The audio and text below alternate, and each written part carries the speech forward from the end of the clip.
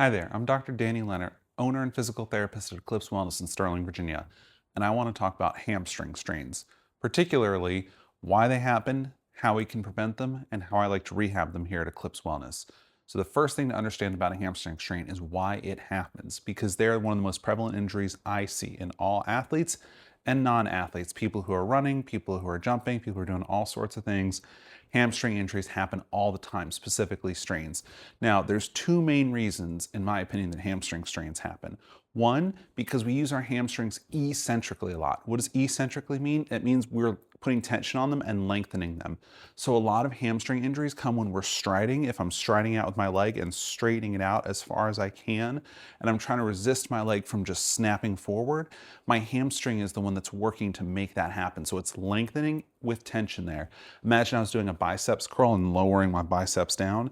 That's the part of the motion that I'm talking about. Now, eccentric stress creates more tearing and strain on the muscle. It can help make the muscle stronger, but there's more tearing in there, which makes it more likely to strain and more likely to be irritated, like a hamstring. The other issue is that our hamstrings have more type 2 muscle fibers than most other muscles in our leg. Type 2 muscle fibers are the quote unquote fast twitch muscle fibers.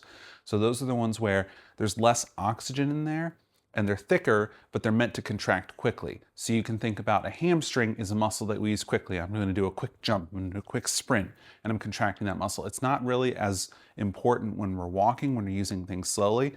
So because of all the type 2 muscle fibers, it is being recruited when we're running, when we're doing movements like that are higher stress in general. So you have a higher stress from eccentric use, and you have a higher stress because it is type 2, because it is used with quick movements. So now I want to talk a little bit more about the anatomy with hamstring strains and what's going on there. Next, I want to talk about the three different grades of a muscle strain. So this applies to the hamstrings and anywhere else. So grade 1 is the lowest grade strain.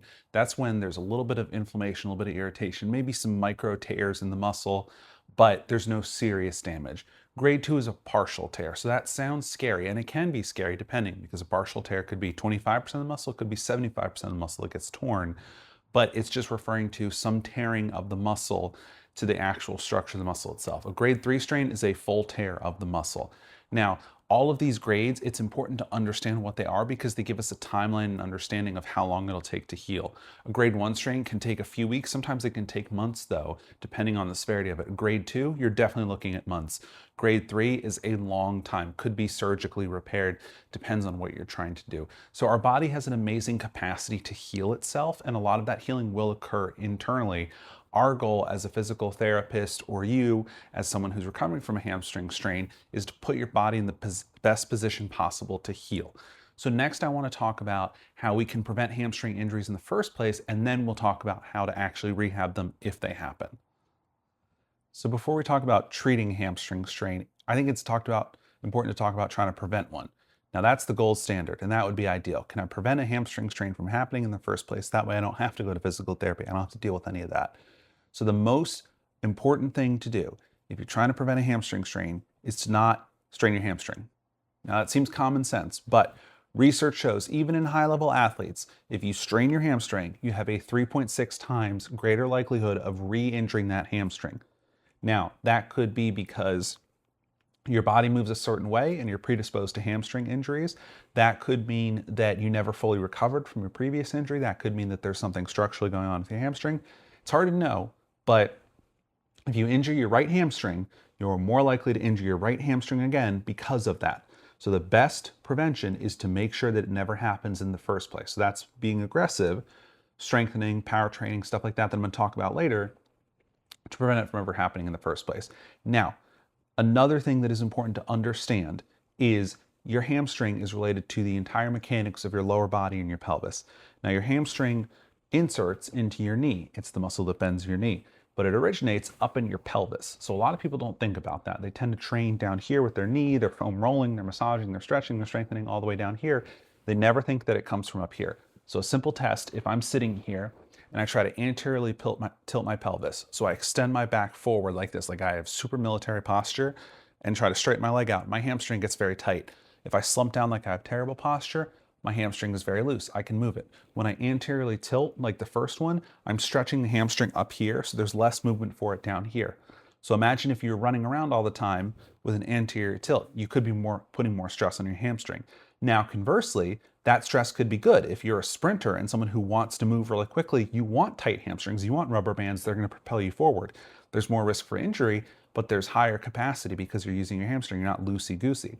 So it's important to understand that there are contexts with all of these, but in general, your pelvic position does matter. And especially, you want to have that mobility in your pelvis to have options when you're running to give your body a chance to move as it wants to versus being stuck in one position. That's typically when injuries occur. Now, another cause of hamstring injuries is age. As we age, we typically lose more type 2 muscle fibers than type 1. As I mentioned before, type 2 are the quick twitch muscle fibers that we have a lot of in our hamstrings. So it makes sense as we lose those, we have hamstring issues in the sense of more strains, more irritation. The other thing that happens with aging, in my experience, is people train power and speed a lot less. So what I mean by that is I see a lot of older individuals who do a great job of going to the gym 3, 4, 5 times a week, but they're doing heavier weights and they're moving slowly. Now, this is great for muscle strength.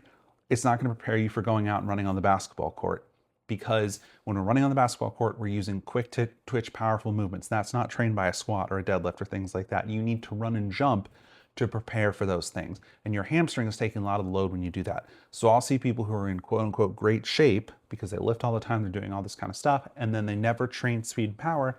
Boom, they hurt their hamstring trying to play basketball with their kid. So it's important to understand that training power and speed goes along with age.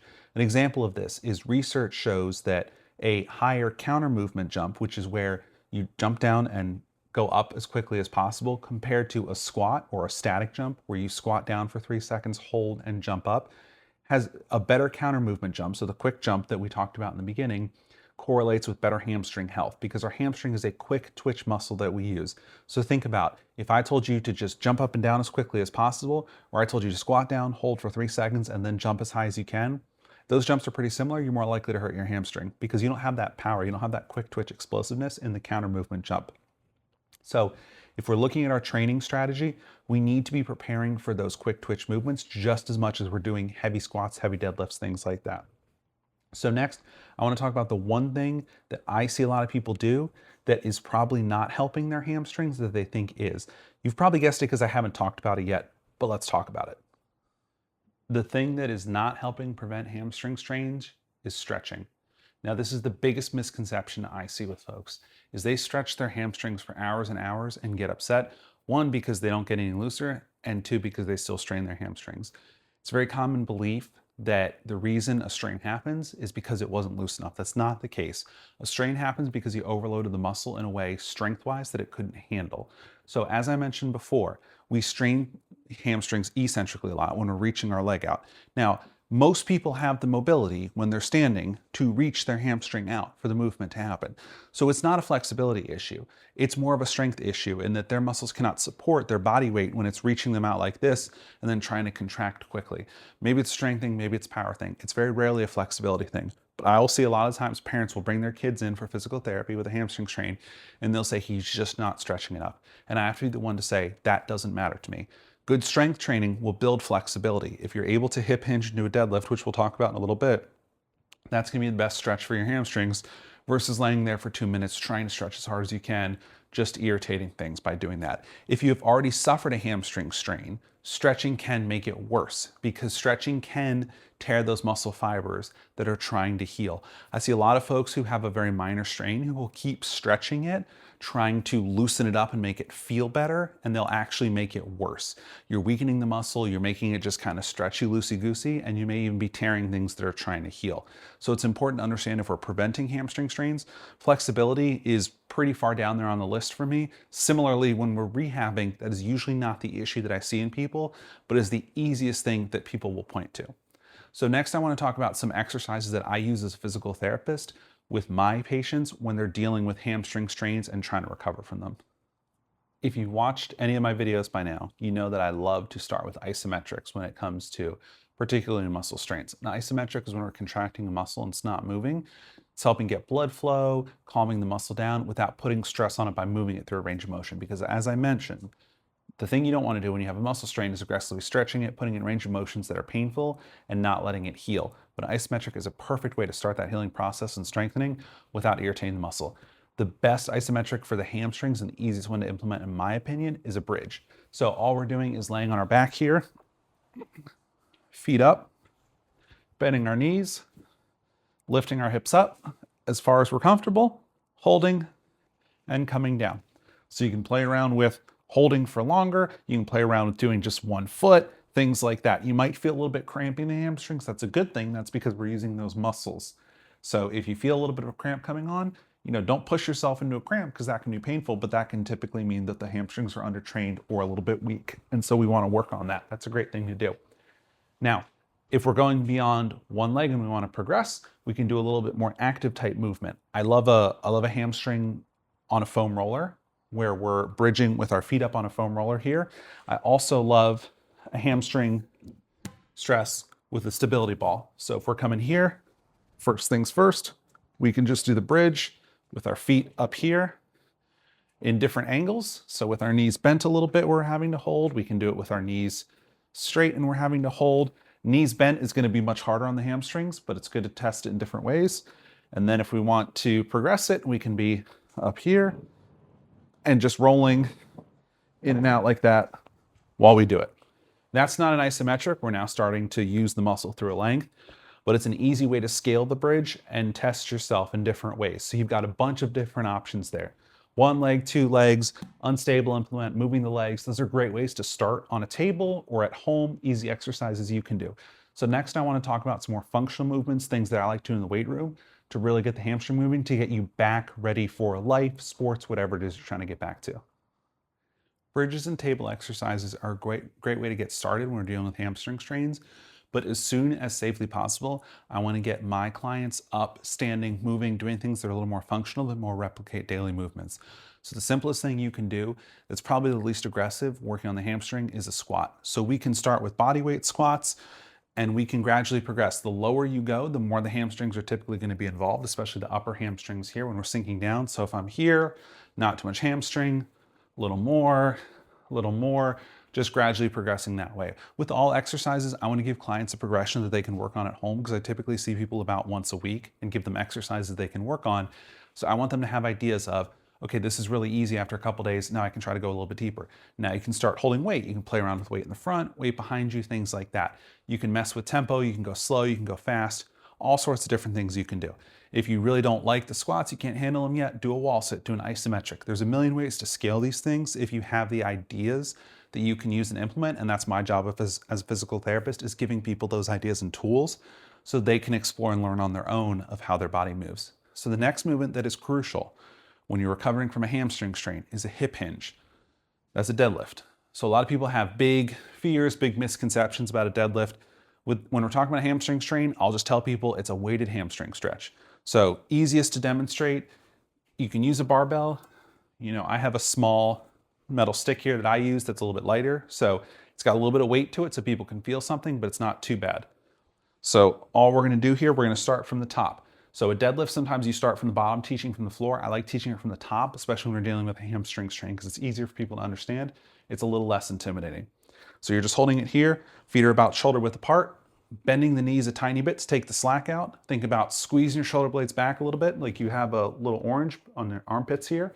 We're trying to hold the orange. So we don't want to be like this. We also don't want to be crazy back like this. We're just slightly squeezing the orange here. We're picking a spot on the ground there that we're looking at that's kind of down. I don't want you up here, but I also don't want you down here, looking kind of at the corner for me. And I'm just going to think about keeping my back straight, sticking my butt out behind me as far as I'm comfortable. And then I come up.